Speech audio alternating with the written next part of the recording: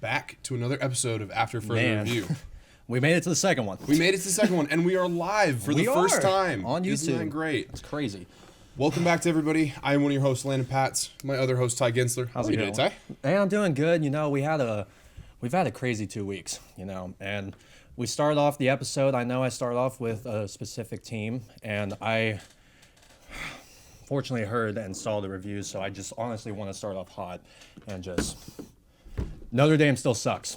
And, it's a shame. It's a shame. You literally just had to win all your games, and it led to just losing to Northern Illinois out of all teams. But, I'll get to that in a second. Oh, I was howling at how mad you were about this game. The text feed that I got from Ty was, oh my God, if they do this again, if they find a way to screw up my picks again. Because what is this now, 8 weeks in a row? This is 8 weeks in a row where I've gotten every single prediction wrong. So I want to make a statement.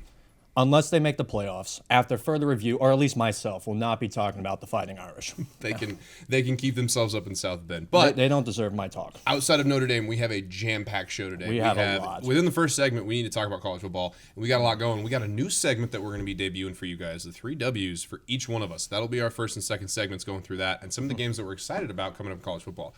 Second half of the show, we're moving over into the NFL, the big boys on Sunday. First part of that one is some of the games that we really enjoyed watching from the weekend, and a couple of the games that we're kind of seem to be excited about next week. Yeah. But the biggest one that we're getting out here is what I like to call the worry-o-meter. Oh, buddy. We got to figure out exactly how worried we are and exactly how afraid we are of these teams that just lost in week one. Maybe it's a week one loss that they can bounce back from, or maybe it's a sign to come of what the NFL season is going to look for. I'm excited for it. Me too. We'll see if anybody else's teams are on there. Absolutely. It'll be something. But furthering on, there's a lot to go on with college football, and I honestly want to get this to you because this is your segment that you brought up during the summer when we were planning all this. So why don't you just go ahead and do that?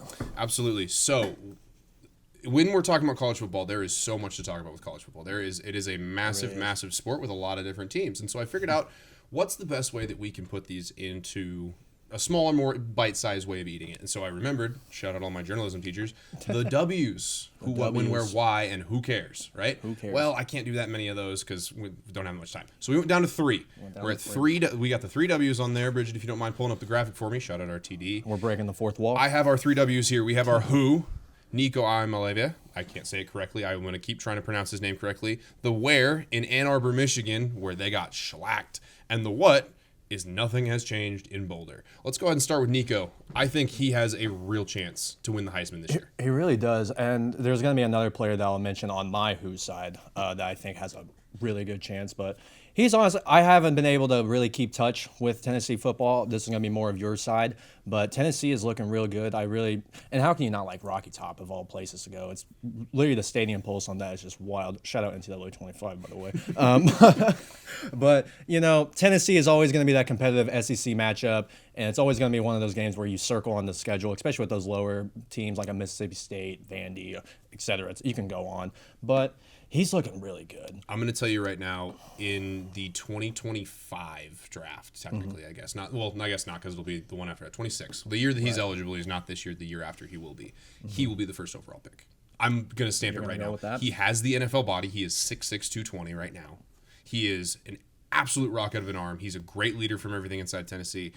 Watching the game against NC State where they absolutely shellacked them. He had 2 turnovers. One of them I don't think was his fault. It was a tip pass. It kind of bobbled up in the air. He made a good throw. The receiver bounced it off his hands. The other one, maybe his fault. But it's just the consistency with how talented this kid is. I think he could honestly be the most talented quarterback in the SEC as a sophomore. And you don't say that lightly about a quarterback, especially when you have Texas coming in right now, especially when you have an Alabama or an LSU. There's a lot of really great quarterbacks. I think Carson Beck's going to be a first overall pick this next year. I would take Nico over him in a heartbeat. I think this kid's a phenom. Like I said, I wasn't able to catch most of the games, but I agree with every statement. This guy has the body, he's got the arm, he's got the mobility, he's got the pocket presence like he's able to control. He's just a leader. I mean, he's a really good guy, and I truly am excited to see how he can translate that to the NFL, and hopefully it goes in a very great way. And it's really all much I can say besides, because, you hit it very spelled on. I'll just keep it a stack with you with that. Well, thank you. Of course. I appreciate that. It's a pleasure. It's a nice comment. I think my biggest thing with Nico that I found is that it was so seamless and easy. Like, we talked about how Cade Klubnik, and we can kind of get into it right now because I don't think either one of us are going to talk about Clemson. They shellacked App State. And App State's a pretty decent team this year. It's not like they're just a group of 5 team that's bad. Like they got votes the week before. For sure. But I feel like for those kind of teams where it takes a long time to build into it, you kind of worry about the quarterback. You worry about what their ceiling is. Is it really the system that's figuring it out? Nico has stepped in right away and been that guy and been a competitor. And they're in the top 10 right now with a brand new quarterback, a bunch of new weapons. Like it feels like there was a lot of unknown, and walking into week 3, it's like, oh, we know exactly what this team is. We know exactly how good they are. Josh Heupel is going to be awesome for them. Like, it's going to be a really fun team. Especially because when you go from Joe Millen and then the Hendon Hooker and now Nico, I think Nico is just the perfect package out of all 3 of them. So it's really, if he stays for another year, he's got 1 more eligibility. So it'll be really interesting to see how he is a junior year, and even if he wants to go senior, which I doubt, he doesn't even need to. You know what's crazy is he played in the bowl game as a true freshman. That's wild. And threw for 5 touchdowns and 350 yards, and he is a true sophomore today. He has turned 20. That's wild. And he's dominating the SEC. Yeah. He's awesome, and I love him. Moving on from him, though, I kind of need to move on to the biggest game of the weekend. It ended up being a shellacking. Yeah. You talk about the big house, and you talk about one of the loudest places to play and one of the hardest places to play. It got real quiet real fast. I mean, when Texas gets that kind of lead and you get into a spot where they're up 14-3 on you in the second quarter, and then they just start pouring it on, Michigan's got to figure out their offense a little bit better, and the place went silent. I worry about Michigan and how they look in this team. I think they'll figure it out over time, but you don't have time to do that in the Big Ten. You're going to play a lot of really good teams really early. And then you got the game. Yeah, and then you have the game, and I'll be really curious to see how Sharon Moore has his team set up for that. But I just wanted to look at the big house and say, guys, like, you didn't live up to your name. And I understand your team didn't show up fully for what you needed, but you are known as the big house. This is where you're supposed to play. This is where you're supposed to be the defending national champions, and got walked all over. Shout out to Texas, though. They look so good. They really do. I mean, as much as I'd want to say this was a possible upset, I mean, it was one of the bigger upsets that you could predict. I mean, you're going from a transition where you lose all of your seniors and then your coach. But still, I mean, you got to defend the house, especially when a new upcoming SEC team is wanting to walk over everyone. It's just one of those things where it's like, also, you know what, daily reminder, Notre Dame still sucks. But yeah, I mean, it's kind of what I expected. Texas is really just win now. Like, this is their year for the national championship if they were to want to go in, especially with that new conference. But I don't know, man. It was just a weird game. It wasn't. I was expecting maybe like 10, like they lose by 10, or they at least try and come back. No, it was just a slaughter. And honestly, as I'm going to say it, and you might be surprised because I've kind of talked a little crap on him, I low-key miss J.J. McCarthy in the Michigan uniform. Yeah, he ran that offense kind of perfectly. I was going to ask you actually about this. They have been kind of showing their hand with Davis Warren being the quarterback and being a true pocket passer. Do you think it's time to make the switch? After a game like that, do you think it would be smart to go to Alex Orji and say, hey, dude, we just need a more athletic person. We need a better athlete in the backfield to help us be in a more explosive offense? Because that was part of it, too. They couldn't get the downfield passing game going. Donovan Edwards only got 8 carries for 5.1 yards.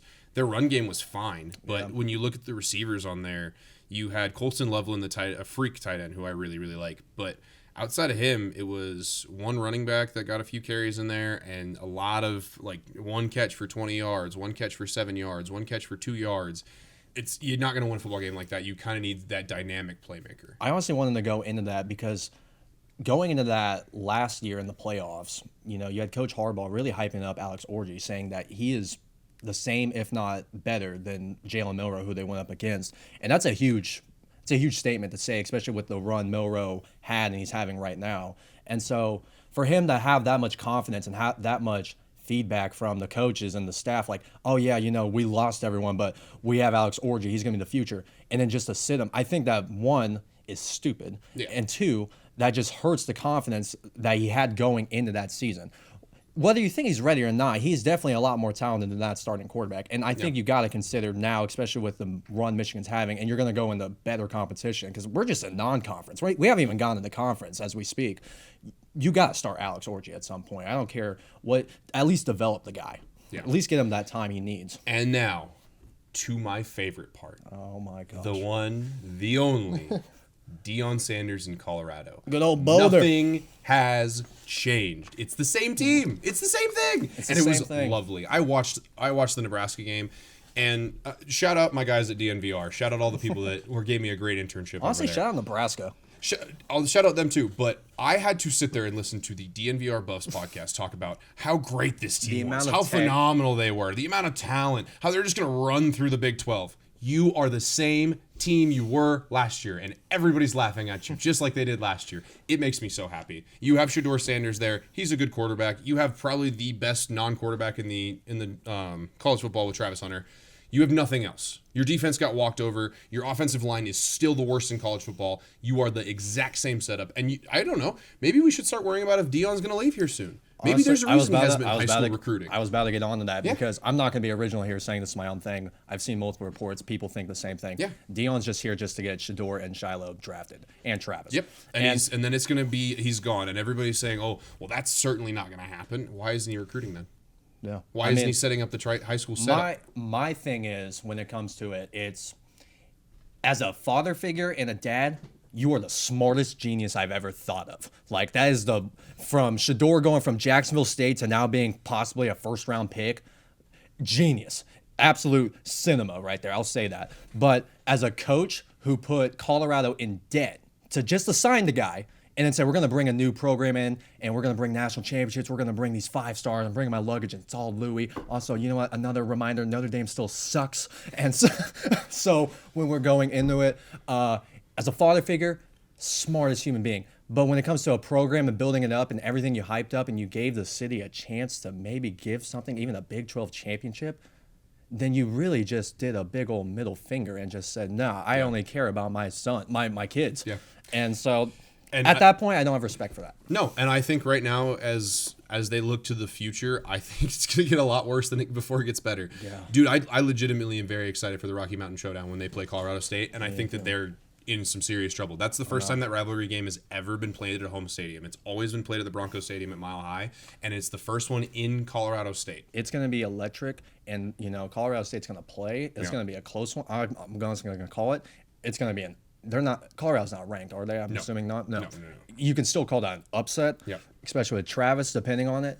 I wouldn't be surprised if Colorado State took that game. No, me neither. And I'm super excited to see it. I think that team's going to go downhill really quickly. Honestly. And I am so ready and here for it. Well, those have been my 3 W's. On the other side of this break, when we get back, we're going to get into Tye's 3 W's from college football and the few games that we're really, really looking forward to next week on that. Dude, it's going to be a great week 3 in college football. I'm excited. But stay tuned for that on the other side. Guys. Got a computer issue? Meet AB Computers, Stillwater's trusted experts in computer repairs. We understand how important your devices are to you. That's why we offer fast turnaround times, so you're never disconnected for long. Hello, my name is Roger Smith. I'm the owner of AB Computers here in Stillwater. I offer excellent services for repairs, upgrades, custom build of systems. I do Mac and PC repair. I've got best prices on pretty much everything you can look for. We service all types of computers, from PCs and gaming rigs to tablets and everything in between. Whatever your tech needs, AB Computers is your one-stop solution. Whether it's a locked screen, a sluggish system, or any other tech trouble, AB Computers has you covered. Visit us at 211 North Perkins Road, Suite number 10, right next to Walmart. Our new location offers easy access and plenty of parking, making it more convenient than ever to get the expert help you need. Ace in the Bowl salsa started many, many years ago. I was trying to find a recipe to take to a family gathering, and so I started messing around with different recipes, and I took a little bit from here and a little bit from there, and I came up with a salsa that is truly unique. Ace in the Bowl salsa is an olive oil-based salsa with tomatoes, green chilies, green onions, and black olives. There's no sugar added, it's gluten-free, low calorie, low carb, low fat, low sodium. So it's a very, very, very good alternative to any snack you may want. As of right now, I'm just looking to be in Oklahoma and having a successful business within the state. If my grandkids could ever take it over when they're old enough, that would be my dream. Welcome back to After Further Review. We're in segment 2, and guess what? Ty, I need you to scoot your computer over just a little bit that way, please. That's my fault. Yeah. For those who haven't tuned in quite yet, Notre Dame does still suck. They still suck. However, they're not who we're talking about because we don't talk about the sucky teams here. No, we're not. We're going into your 3 W's on there. I'm Your excited 3 that for you this chose one. on there. We can throw that graphic up on the screen. Rachel, why don't you just throw the graphic up already as we speak? While that's happening, so these are my 3 W's. My who is going to be none other than Ashton Jentney. On the first episode in the old studio, I said that this guy was going to be a top 10, maybe a top 5 running back.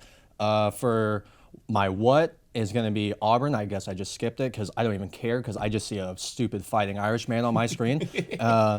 But starting off with Ashton Jentney, I said it again in the first episode that this guy's going to be a top 10 running back. And, well, this has led to him being the number 1 running back. A 5'9", 215-pound absolute unit of a running back. 9 total touchdowns in 2 weeks. 6 against Georgia Southern.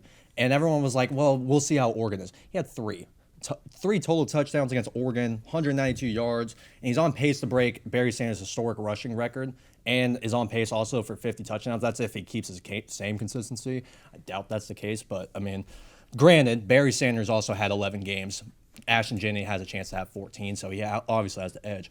But mind you, I'm going to use a basketball reference real quick. This is equivalent to MVP Russell Westbrook. Like, without this guy, we're not talking about Boise State. No. They're 0-2 as we speak. No. They barely were able to beat Georgia Southern. And then the fact that they were only able to lose by 3 to Oregon in, I believe it was a home game at Oregon. Yeah, it was at Oregon. Like, insane. And, they got some other star players, and then the obviously quarterback thing of Malachi Nelson not playing. But literally without him, there's no talk about Ashton. There's no talk about Boise State football as we speak, or a possible 12th slot for the playoff. I don't think people understand how insane it is to average a first down a carry.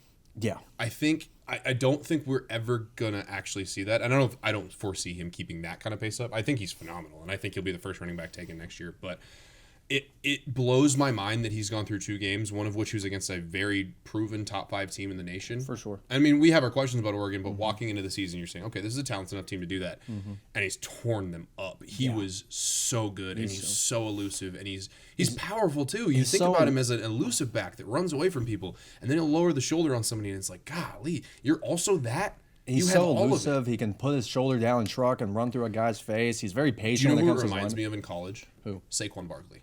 You know who I was going to say for my comparison? A better version of their alumni, Doug Martin and Jay Ajayi. Like them, Yeah. He truly, like in the school history books, he's going to be better than them, I think, in many ways. And yeah, I mean, he's going to be the first running back picked in this draft. I'm excited to see how he is in the NFL. And Gotta get to your wear now. Gotta get to my wear. Do it. Do it. They still suck. I didn't even want to put Notre Dame. I wanted to put Northern Illinois, but I had to because was it at Notre Dame? It's where, it was, correct. It was at so Notre it was Dame. at Notre Dame. Big shout out to Northern Illinois. Being from Decatur, Illinois, of all places, I've seen some ugly football and some terrible football when it comes to Northern Illinois, the Fighting Illini, the Chicago Bears, the Cubs when they sucked, but they won the World Series, so their season's made. But shout out to Northern Illinois. I mean, making a school history upset, having that whole community just be excited. And I just want to make a quick shout out to the Fighting Illini beating Kansas, especially going from a team that was terrible, and then now you're actually able to beat these Big 12s and ranked teams. Like, they're able to hang. Yeah. So they're on the rise for sure. Yeah.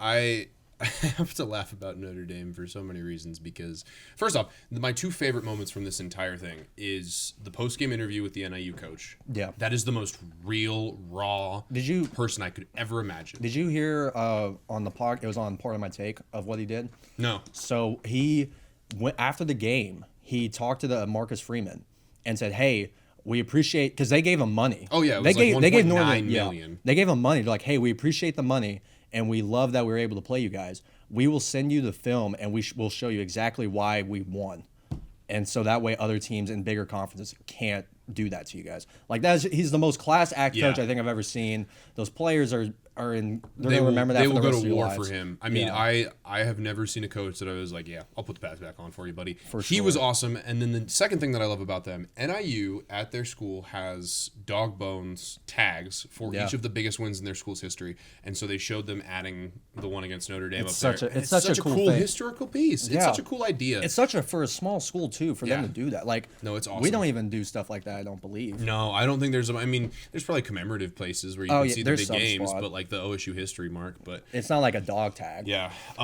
So looking at Notre Dame, I don't know, man. You're into. I think at this point you're getting to a point where you kind of have to join a conference. You have to. Because you have if to you're going to keep doing this, like, don't get me started with this. I've been talking about this for the past 2 years. I've heard from my stepfather for the past like 7 to 8 years on why Notre Dame doesn't deserve jack. You don't have a conference. You don't even get a conference championship type game that week. And so for you to go and be like, well, we beat the Charlotte 49ers. You know, we beat them 60-0. They definitely deserve. You know what? No, they still suck, and they don't deserve jack. You know, I'm so glad every time they've been in a national championship, they've just gotten pounded on, especially by the Alabama Crimson Tide of all things. Moving on from my what? Tye Auburn. no longer likes Rudy Rudiger. Auburn. Tye has real problems with the Rudy Moody. I don't like the Fighting Irish. I don't like Fighting Irish ball. I'm starting to not even celebrate St. Patrick's Day. This is the one episode where I actually get to talk crap about Notre Dame for the next couple of times, and I am so excited because this has been built up for the past 5 years. All right, I shouldn't have let you keep going on that. To my Auburn, what though? Go to the Tigers. To what? Payne Thorne, not a talented quarterback at all. He's been very struggling, and he's been trying to have like this Caleb Williams type style. I'm going to use Caleb Williams a lot just because he was so dynamic at USC. But he's just really trying to like make plays off his feet on the run. He just simply can't do that. And my question is when it comes to Auburn football, and it's not even just about Payne Thorne, it's just Coach Hugh Freeze in general. The fact, I believe really his only accomplishment and really only thing is just to beat Alabama. Yeah. The fact that you can't beat Cal at home, or you've one been of the longest road trips of the entire season, mind you, and you lost to New Mexico that last year, but then suddenly when we go to the Iron Bowl, it's a challenging game. It's a great game, and you know I get it's a rivalry week, but if you're able to have that energy for a very talented Alabama team and have them close to a 4th and goal, which mind you was at like the 32 of all things, why are you not able to do that with Cal or a New Mexico State? You know, you're just not tuned in at all. It doesn't Alabama really. Fan in you is butthurt that they play their best against their rivals. As an Alabama fan, you know, it's not even as an Alabama fan. I'm just confused because I'm a fan of the SEC in general, and I want to see these good teams actually make a case on why the SEC is the best conference. And when you have an Auburn team losing to Cal, yeah, that's gonna make me mad. You know, how am I supposed to make my case that the Big Ten is not better than the SEC? And they're like, well, I mean, Auburn lost to Cal of all teams, and we smacked them by 60. The SEC currently holds a 500 record against out-of-conference opponents. They're 5-5 to start the year. We have a high standard, okay?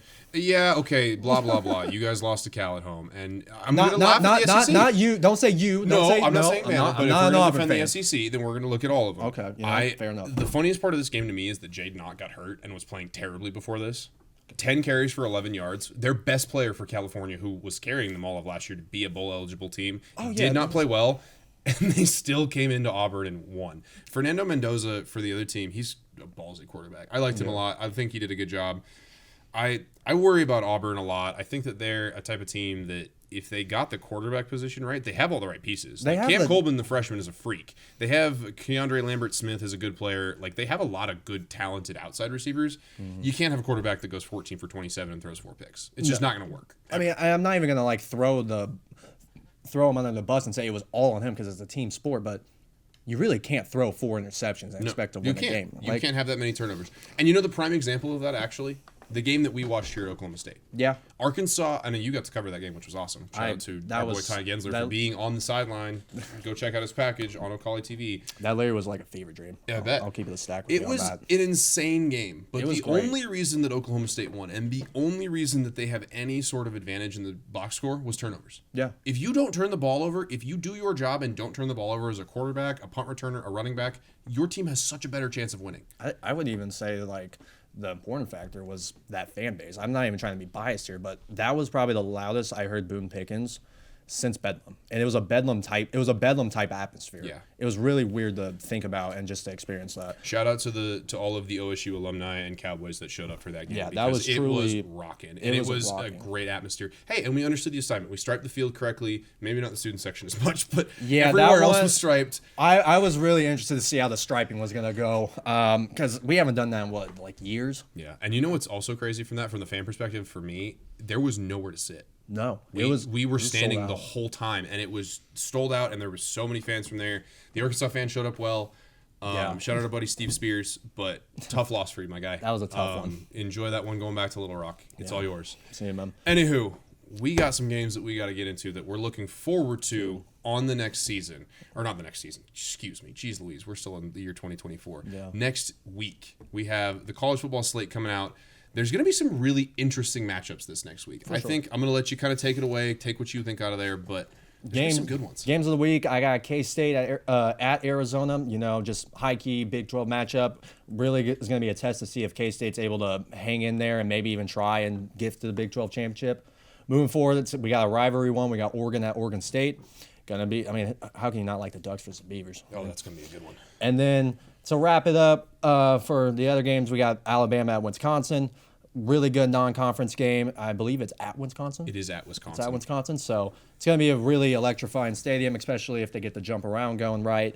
And so it'll be interesting to see, especially because, the box score doesn't show it, but Alabama did struggle against South Florida. Yeah. Until, the 17-year-old Ryan Williams kind of snapped back in. He's a freak. I love him, but I really worry about that offense. Yeah. One game that's circled on mine for hatred and anger? What's that? Why is college football game day in South Carolina? I really don't know. This is not even close to the best game not of the at weekend. all. If we're looking at it right now, we have Arizona at K-State. Manhattan would be rocking for that game. It's the first time that's an actual crazy. Big 12 counting game. The other ones that we've seen before, Baylor, Utah, they didn't count as Big 12 and that's games. the only time you can really get K-State in there. Yes, you're going to get in that good game, or they're going to look at the Oklahoma State game. But there's that one. There's at Missouri. I can't remember the last time Missouri had a college game day, and it's a top 25 matchup against Boston College, an ACC versus an SEC team. I think that would be electric. I think that would be a fun one. Then we talked about it. Oregon at Oregon State. When's the last time that game day got to go to Oregon State? Not a while. Not that I can remember. Not that I can remember. And it's going to be an incredible rivalry game where Oregon State's playing phenomenally walking into it, and Oregon's been struggling. They've been having their issues for the last few weeks. There was a 3-point game with Boise State. They had to get a lot of big swings for them. A kick return touchdown was a huge part of Oregon's win. Yeah. I actually think Oregon State can pull this off, and I think that's going to be a great one. They very well could. Another one that I'm going to even shout out here that I think could also be in that spot, if it had the hype before that, is Georgia to Kentucky. Yeah. We got a lot of games here, but I think we need to probably get into our next segment here, and we'll have to transition into the NFL. Remember on those games, but when we come back, we'll be debuting the Worry-O-Meter. Stay tuned. Stay tuned. We would design something, it was set on the counter, and people was either, if enough of them said, this isn't it never made to the line. Dad was excited that they're all original. They were all designed on Mom's kitchen table, and it gets in your blood after a while. We're very happy that Pamela and Michael have taken over the business and kept the family going. We took the business over in 2017. When we found that it was available, we wanted to keep the legacy of family alive, but it was also incredible products that deserved to be a part of Made in Oklahoma's story. We were a part of Made in Oklahoma years ago, and so it kind of grew as Made in Oklahoma grew. Oklahoma is ingrained into everything that we did. We've been here most of our life. That's what we entailed our whole business on, was the Oklahoma homegrown feeling. Deep Fork Foods started in 2014. We started off with our nut products, and now we produce everything from jarred products to cookie mixes and pancake mixes and dried products for people, as well as our spice blends. Now we produce over 168 different products for ourselves and about 20 to 30 other companies in Oklahoma. I'm Cindy Stewart. I'm one of the owners of Deep Fork Foods. We've gone from just making our own stuff and doing just small things to being able to co-pack and work with other companies and individuals within Oklahoma and across the United States as well. I'm just really thankful for the journey that we've had so far and really look forward to the future where we're taking Deep Fork Foods and being able to provide more value for Oklahoma and its economy, as well as all the people within the state. I love the opportunities that being in the food business provides. I absolutely love sharing food and good stories with people, so this just gives us another connection. And I can't wait to see where this path takes us with it. Welcome back. Second half now. We are going to the big boys on Sunday. And I boys. guess technically this week, Thursday, Friday, Saturday, Sunday, Monday, whatever day the NFL wants. Yeah. Except for Saturdays, I guess. But it was a awesome first week in the NFL. It really is. If you like defense. If you like defense. I thought Besides it was a couple such a games. yeah, no, true.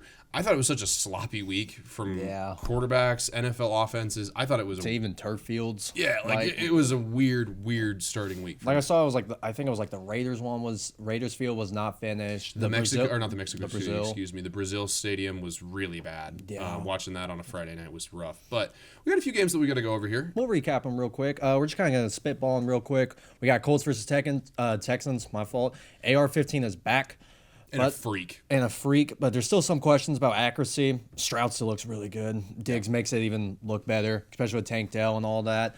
I mean, the only question I really got, I'm not really worried about it, is just AR-15's accuracy when it comes to it. But I think he's going to figure that out. And honestly, I'm really glad I made that change and had them in the playoffs because they look really dynamic when it comes to it. Yeah.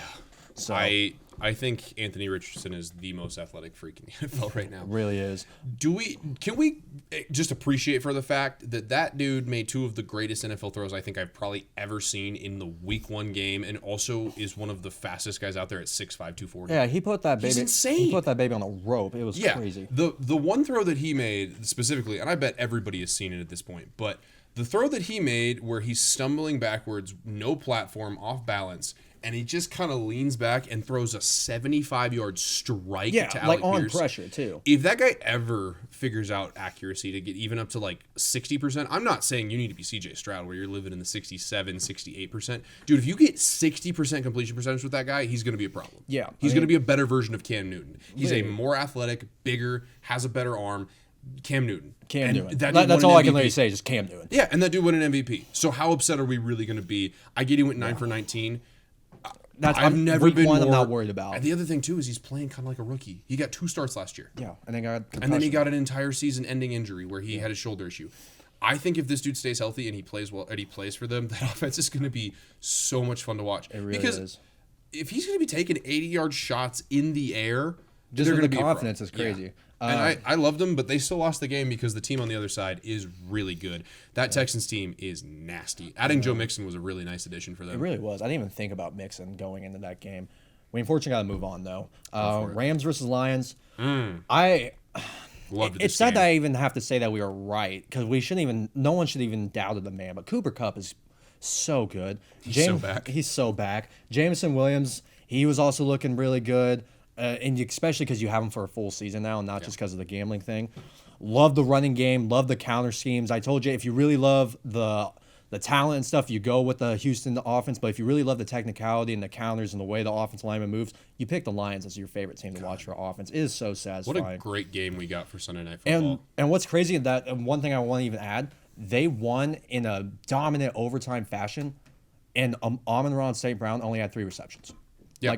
And I know the fantasy lovers are going to say that he's terrible and they are just going for the man's throat. The fact that he only had 3 receptions and you were able to beat a really good and confident Rams team, you should be praising. This made me feel actually a lot more confident in my Rams pick going to the playoffs because of how they battled in this game and how good Matthew Stafford was. He looked back. He looked like he was when they won the Super Bowl that year. Cooper Kupp looked phenomenal. Now, I will say the loss of Puka Nacua for at least 4 weeks is really tough for that team. Yeah. He was a nice weapon for him. But they were able to win them without him, though.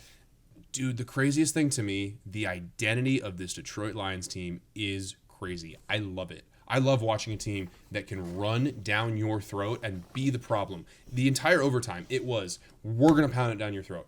Quick swing pass to Jahmyr Gibbs for 10 yards. And then we're just going to run counter. And we're going to run power. And we're going to run power and dive. And then we're going to run a reverse for no reason. Dude, it was beautiful to watch. It's and again, so I sit here again for the second week in a row now going, how did Ben Johnson not get a head coaching job? This dude, he just is phenomenal at his job. And Jared Goff looked good. He threw the 1 pick. But overall, that Lions team is going to be a problem. And I think it's a really close battle between them and the Niners for that 1 seed. Yeah, Very similarly built, actually. They very are. It's just they got San Fran has all the names on the paper. Moving on, we have Miami versus Jags. Is going to be a more up your game because I really didn't get the chance to watch this one. That Miami offense still looks just beautiful. Tyreek Hill still has criminal speed when it comes to it. And then Come on, man. Come on. I mean, we had to mention it once, man. The adversity this man went through when it came to the police, and then having a touchdown, and then having the most iconic Deion Sanders type celebration, truly was golden. It was such. It was the most Tyreek Hill thing I think I could ever think of when it came to it. Yeah. But Jacksonville was still very close to beating them when it came to it, and I'll let you go when it comes to that. So what I kind of found in this game was the Mike McDaniel offense was working like it usually does. Tua had 338 yards. Tyreek Hill had 130, 7 catches, 1 touchdown. He had that long crossing route. Yeah. I do really think that the Jags played pretty well in this game. I liked what Tank Bigsby shows as a rookie. 12 carries for 73 yards, 6.1. He was big. He was strong. Made a lot of he had a good game. I think what really concerned me in this game was the completion percentage for Trevor Lawrence and some of the defensive stuff. They lost their main corner, Tyson Campbell. Yeah. I don't know how long he's officially out for, but he was out for part of this game, and that was a massive difference for them because now you don't have that guy to match up with a Jalen Waddle or Tyreek Hill. For sure. I do like what the progression I saw from their defense. I think that our buddy, the first overall pick, what was his name? Trayvon Walker. Thank you. Trayvon Walker had a really great for week 1, and he showed some good pass rush moves, and he actually showed like he was going to be a good edge rusher instead of just a great athlete. So overall, I think the Jags played pretty well. I think Miami could have had a more dominant showing. I think so too. I mean, especially when you're hyping up that it's going to be the best offense of all time. Like, it's just, you should probably be a little bit more dominant. But I mean, first week. Now, also logistically, though, like, let's be so for real. Can we trust them to have the best offense ever if we don't think they have a top 5 quarterback in the NFL? No. Because nobody at this point is arguing that Tua is in the upper echelon, right? Unless you're a crazed Miami fan. We all have seen what happens when he goes to the playoffs or when he plays in cold weather or whatever else. So if you're in that scenario, you're going to have to rely on other things. Part of what worries me about Miami is what will their run game look like this year? Yeah. Jeff Wilson had 5 for 26. They didn't really run much. No, they didn't, and they tried to a little bit, but Devon Achane, 10 for 24, 2.4 a carry. Raheem Mostert, 1.5 a carry. Like, they just couldn't run the ball. And so I worry about if you're going to make Tua throw it 40 times a game or 37 times a game in this case, how often are you going to really be winning those games? You can't have Tua throw it, obviously, 40 times, but you got to get that run game established. I get it. Jacksonville's got a pretty good defense, and they got a good defensive interior, but you got to be able to at least show some progression when it comes to those bigger teams because you can't just run it with, let's just say, I don't know, like the Carolina Panthers and then expect to have that same progression go into like a Jacksonville or a Baltimore even. But another game we'll talk about, and then we're going to go to another segment that I actually really love. Maybe a little bit teased before. A little bit. Jets versus 49ers. This is an interesting game. It was honestly for a lot of reasons. It's kind of what I expected, honestly. I mean, kind of, but at the same time, I feel like it was so many things that I also didn't expect. Yeah, I mean, Jordan Mason obviously is the number one thing. Just the fact that the 49ers are able to establish so many running backs, lower like drafted running backs, even with Christian McCaffrey, they've utilized that man to where he was a lot better than how he was being treated in Carolina. And so going with Jordan Mason, you had got Elijah Mitchell going, Christian McCaffrey. You can keep going when it comes to it. But when it comes to the Jets, I mean, it was Aaron Rodgers' first game. He made it past the 4-snap mark, which, good for him. He was able to do, like, his free play type stuff. He made some flashes. The offense made some flashes. Defense, I don't know what was up. Honestly, that's not what I was expecting. No. Actually, I have a funny story for you. So, in fantasy football, because I also work at the OSU gym here. Yep. We made a fantasy league, and I was down by 1 point. And I had no players to go up against. But this guy named Colin had the New York Jets defense. Oof. And they got -2 points. Oh, just enough. Just enough to win by 1, baby. And so I'm gonna go on my own little fantasy football right here for a second. Okay. I hate the first overall pick. I hate it. Preston, I know you're sitting in that audio booth laughing your butt off right now about it. I hate the fact that I had to sit there and take Christian McCaffrey first overall, knowing damn well he was going to miss at least 5 weeks of the But NFL season. you had to pick him. That's the right pick. It's the right That's pick. the only pick. I'm not going to sit there and just pick Tyreek Hill 4 picks later, but it's the only pick I'm supposed to make, even though I know it's going to blow up in my face. And what happened week 1? I'm leading by 25 points. Going into the final 9, I'm like, oh, I got Christian McCaffrey going in. I know he's got Debo and George Kittle. That'll be fine. I'll have a little bit of offsetting on there. I'm still going to win. What happens? 5 minutes before the game, Kyle Shanahan, the most Kyle Shanahan thing ever, is going to say, oh, we're not going to play him, first off. And second off, we have no idea who the backup running back is right now because everybody assumed it was going to be the guy last year, Elijah Mitchell, who came back, but he's not healthy either. So all of a sudden, it's Jordan Mason, who nobody knows anything about. And what does he do? Comes out there and has 28 carries for 147 yards and 1 touchdown. And they just dominated and won me the game. But and instead, they have their power halfback now for the year. I hate the first overall pick. You know what? The 5th pick. I had the 5th pick in 3 of my leagues, and I got stuck with St. Brown every time because CeeDee got taken, Tyreek Hill got taken, Bijan got taken, and Christian McCaffrey got taken. It left me with Amon-Ra. I had no other option. Tough. All right. Well, we need to move on so we can start talking about the first half of these teams on here.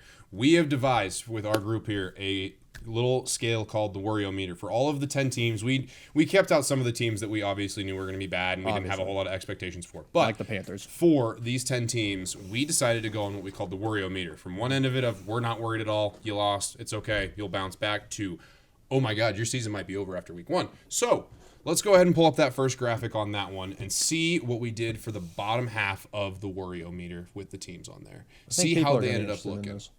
Ooh, that's all right. That's well, all right. You know on this first one, we'll make sure that we can just have you out here in order. Escape the obvious. The team, we'll go with the obvious ones for sure. The team that we're least worried about, who lost their game, that has an actual chance of winning this year, the Ravens. We don't care. We don't care. You lost in Kansas City by a toe. Yeah. A single toe. A single one. And I'm not that worried about it. I think that you'll be perfectly fine. I think that team looked really good, actually. I think they look explosive. I think Isaiah Likely looks awesome. Isaiah Likely looks good. You know, that defense looks really good. They forced Patrick Mahomes to turnovers, and don't know why the intro is playing at the moment, but, you know, we're just learning as we go. It's all good. It's all good. You know, I ain't too worried about the Baltimore Ravens. They looked really good. I loved how Lamar Jackson looked. Yeah, he missed Flowers on that touchdown. Yep. And there were some other times when it came to the end of the first half where he missed a guy. It's not something I'm worried about, though. This is going to be the AFC Championship matchup. I wouldn't be surprised if it was. No, I wouldn't either. And I think that the only way that's stopping them is a couple of teams that we saw that won this last week. But if you're talking about a team that went into Arrowhead, lost by an inch, and is going to be back to a point where they can compete with the Kansas City Chiefs, you're going to be perfectly fine. I have nothing to worry about if you're going to go into their house and compete with them. Gotcha. So, next few teams that we're looking at on here, we kind of already talked about the Rams and why I still feel really confident in them. Me too. I worry about that young defense a little bit and how easily they gave it up in overtime, but that's also just a really good Lions offensive line and really good running back. Like, David Montgomery was running through people. I'm just more interested to see how they're going to go without Puka, but they've done it before. No, they have, and now they have their guy back in Cooper Kupp, which I feel like at this point they're just replacing each other for the role that they have. That's pretty much how it's going. Who has the good year? Is it going to be Puka or is it going to be Cooper? Yeah. But there's them. There's the Colts we already talked about. We feel pretty good about where the Colts stand at this point, and they're going to be just fine. The Jags, same idea. I think that they're going to be in contention for that division for sure. I'd like to see them have a little bit more consistency in the passing game and be able to pass the ball a little bit more. But I also think if Brian Thomas Jr., their rookie, evolves a little bit more, he's also going to fit in there. For sure. And then the biggest one that I really wanted to talk about was the Jets. And they have so many of their own issues on there. I think that one of the biggest things that worries me right now is, can they run an efficient offense that doesn't get Aaron Rodgers killed? Because he got hit at least 10 times. I'm just more worried about the inside of the locker room type things. It's just how it's going. It really, like, especially that last year when they became the whole... I'm going to cut you off real quick because we do need to take a break. Man, and we'll talk about it on the other side.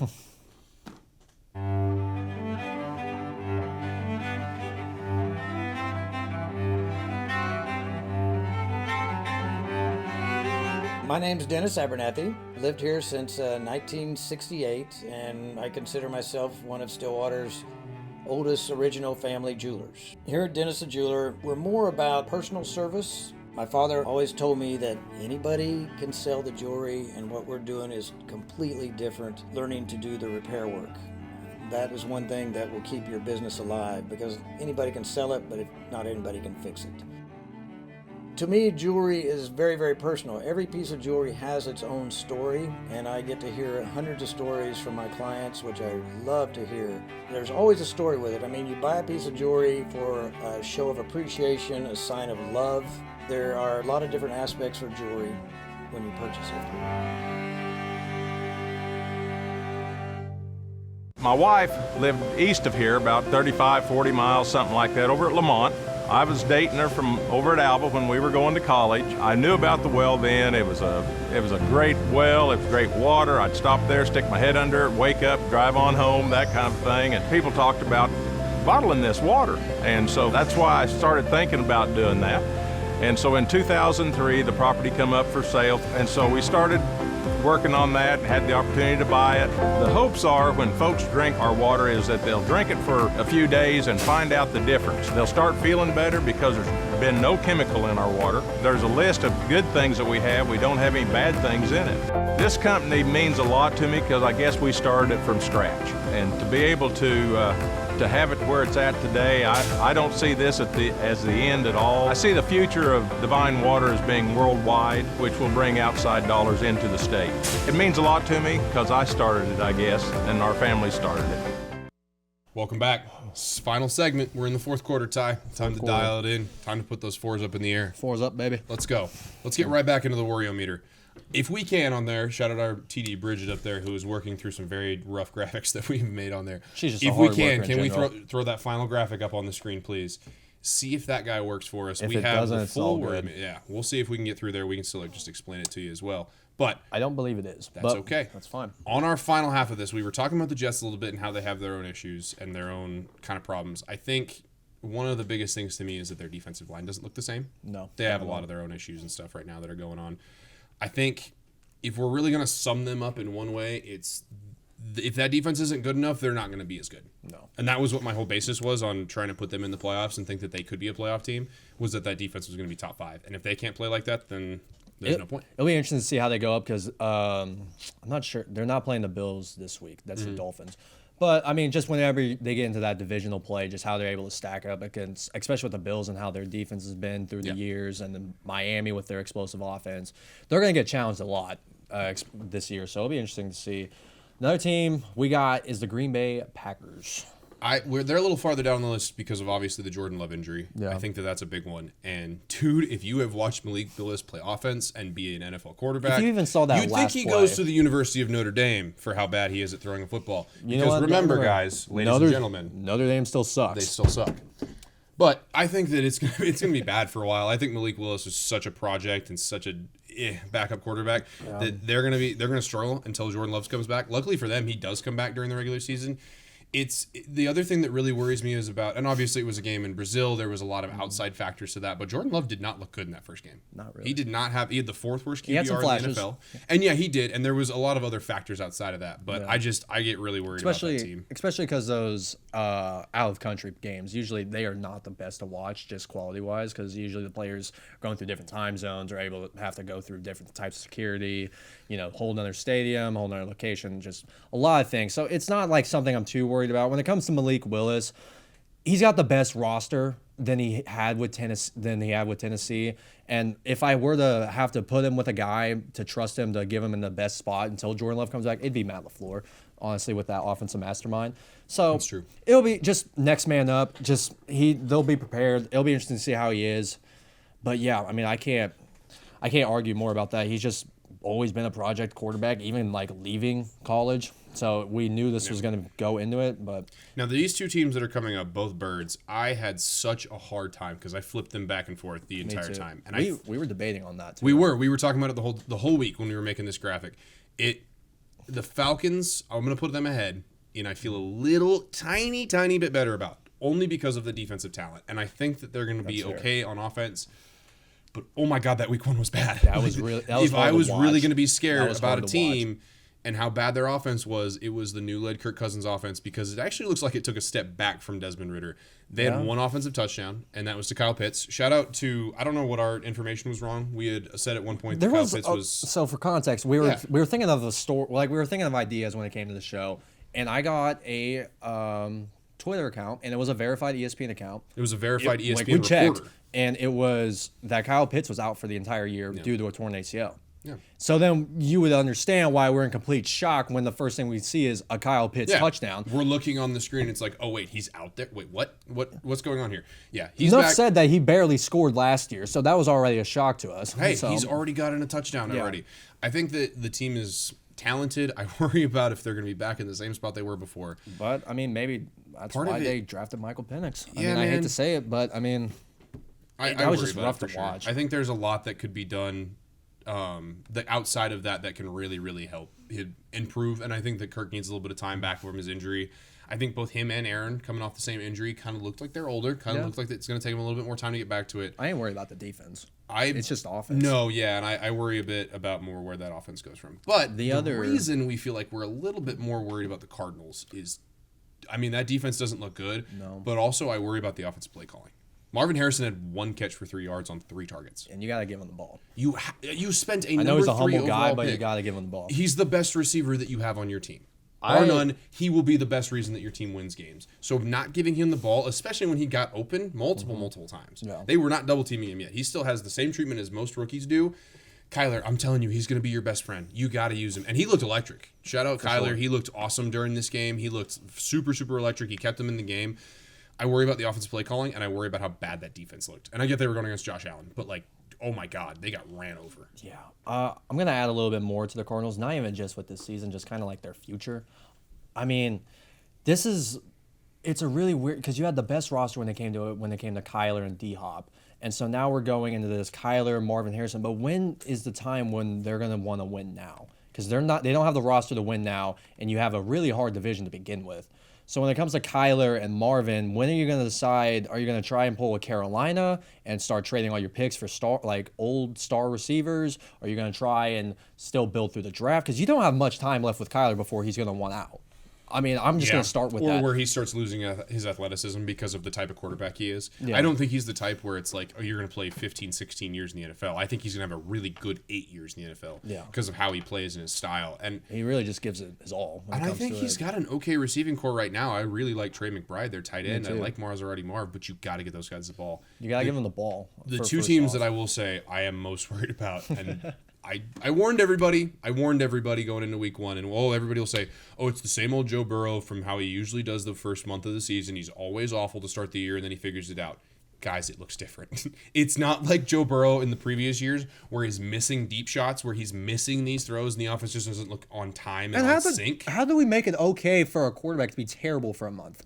That's the other thing. When did this become an all right thing that was like, oh, yeah, Joe Burrow needs a month to warm up? No, dude, he's got the entire offseason. I think he should be good. I think he should be good. But here's hey, my I mean, thing. The depth of pass was under 5 yards. Yeah, Joe can't throw down the field right now. And that really concerns me. The shoulder, the wrist, he's got a lot of issues right now. I think if I'm worried about anybody, it's that Bengals team. That defense did not look that. I mean, they held him to 17 points, but this is the New England Patriots we're talking about. Ramondre Stevenson ran all over you. That team needs to do And you some had soul Jacoby searching. Brissett as your starting quarterback, and you had a new coach who didn't even start with a new NFL game. There was a lot of news. There was a lot of reasons the Bengals should have won that game and should have shown up in a correct way, and they didn't. And again, I put them up there this high because I just am so worried about Joe Burrow and Jamar Chase now. I'm worried about Burrow. Because even the other thing is, your best receiver, the guy that's supposed to be bailing you out on these things, he's having his own little existential crisis with the contract. Yeah. I need a contract now. I need a contract now. I need to make more than Justin Jefferson. I hate to tell you, buddy, you don't have the same level of production as Justin Jefferson. You're not the same level of receiver. 2 years ago, we could have made that conversation. We could have made that argument. Right now, you're not. Your rookie year, you were a top 5 wide receiver already. Yeah, you were awesome. But right now, you better prove out there again that you are that top level receiver because Jefferson does it year in and year out. CD does it year in and year out right now. They are continuing to do this. Yeah. And your offense is going to suffer because of it. Now, don't even get me started. we're going like a full 2 minutes on the Cleveland Browns. We're going 2 minutes on the Browns? Oh, we're going we're diving deep into the Browns here. God. For context, Deshaun Watson had a 9 QBR, which takes into account rushing, passing, all of it. And the top end of the players are getting 100s, are getting to the 98 percentiles, right? Yeah. He got a straight up 9. He is not even half of what the 28th best quarterback in the NFL did. For context, he was not better. He was not nearly as bad as if Jordan Love had played half as bad as he did the other game. We talked about how Jordan Love had looked off and he looked bad. If Jordan Love had played half as good as he did in that game, he still would have had a better QBR than Deshaun Watson. I think he's cooked. I think he can't play football anymore. There's more allegations coming out about him that I don't want to get into personally because I don't even care to talk about that. He's a joke of a human being and he's a joke for the franchise. I would be so worried if I was a Browns fan. And it's just he's got 3 more years. Yeah, and a lot more money to get paid. It's just such a sad story because he was going off his rookie year he was a MVP candidate going into week 5 after that Patriots game, and now we've gotten to the point where it's just unbearable to watch a Cleveland Browns game. They thought they were going to get better with replacing Baker Mayfield with Deshaun Watson. But, shout out Peach Money. I just heard him compliment Baker Mayfield. Had to give Baker's props. I love Baker Mayfield. Baker Mayfield deserves what he's getting, this treatment right now. Yeah. Honestly, Deshaun Watson is truly just one of the most what if and disappointing things. I don't even want to call it a what if. It's not even a what if. He did it to himself. This is not a you get a second chance type moment. Deshaun Watson has screwed this entirely for himself. He's made all the money. He's done all the right things for that sense. But every other sense of this, he has done it so poorly. He doesn't look like he cares. No. And part of this too, and I keep talking to different people, either in the editing room or in different circles about, but their defense is going to be so good. Part of this is you have to get the offense off the field to play defense. Yeah, you can't keep doing 3 and outs every single time. Yes. I'm sorry. They scored 38 points on their heads because the defense was still the defense. You still have Myles Garrett, Denzel Ward, all these. They don't have players. 99 It's not Madden. You can't stop an offense it's that not doesn't Madden. work. It's truly unbearable. And I get it was Dallas and they're a very explosive defense and they got all their people. They got Trayvon Diggs back. It should not be a quarterback 9 type performance. Yes, it was so bad. Mac Jones, I think last year, he threw like 2 pick sixes. He never got that close. He was not close to a 9. No. It's just, there's so many things about it. And it's like, what's our one saving grace on this team? That Nick Chubb will be back and that he will continue to play for us and hope that he comes back from a freak knee injury, the same player he was. But as a running back, that's no guarantee. And guess what? You don't get that until at least week 8 or 9. You're not getting that. No. So what are we talking about here? This is a team that's going to be trash again. At least for once in their lives, they have their own first-round pick since they didn't trade him for Deshaun Watson this year. But hey, at least you can probably go draft your new QB, and your backup will be making $45 million guaranteed for the next 2 years. Have fun, Cleveland. I'm glad you decided to sign up for that. And it's crazy, too, because Deion's not even going to let Shador go to Cleveland. No. He's not. Carson Beck's dad, Carson Beck doesn't even have a father figure that's in the league. I would just tell him no. Yeah. Why would I want to go to Cleveland? It's been a problem year after year after year, and they don't set people up for success, and then you pay that clown show to be the face of your franchise. It's just crazy. Okay, I'm sorry. We've gone way over our 2 minutes here on Cleveland. I told you we'd use one last. It's just crazy how Baker Mayfield, how the first Baker Mayfield game as a rookie had a bigger impact to the Browns organization than Deshaun Watson has done the past couple of years. Yeah. It's truly an embarrassing work. Yeah. And so, all right, we're gonna move on here. We're gonna go into the 3 games that we're Notre really Dame still sucks, by the way. They still suck. We're going to 3 games that we like this week. Buccaneers at Lions. I think this is gonna be a great game. Baker Mayfield's gonna show out again. Shout out Peach Money. I think it's gonna be a really fun offensive game, and I think it's a really good test to see if that young Lions new secondary is up to what the challenge is. The next one, Chiefs at the Bengals. Dude, you better figure this out on this one. And finally, Dolphins at Bills. I think it's gonna be a really good game. The game is actually tonight. Speaking of which, who you got?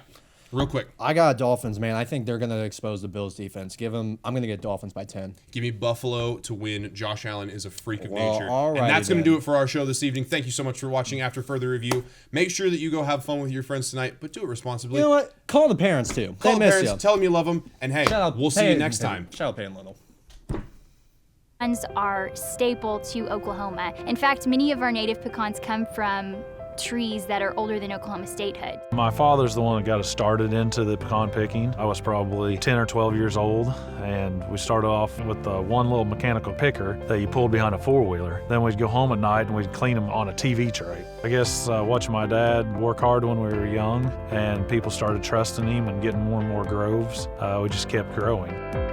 Being a relatively new and fresh company, we get to sit in the same room with people who have been a part of the Oklahoma economy for decades. It's opened a lot of doors. It's gave us quite a bit of exposure, and I think people, will take a small company like us a little more serious. We're just going to continue growing as long as our community lets us and our customers keep on buying, and we'll see where it takes us.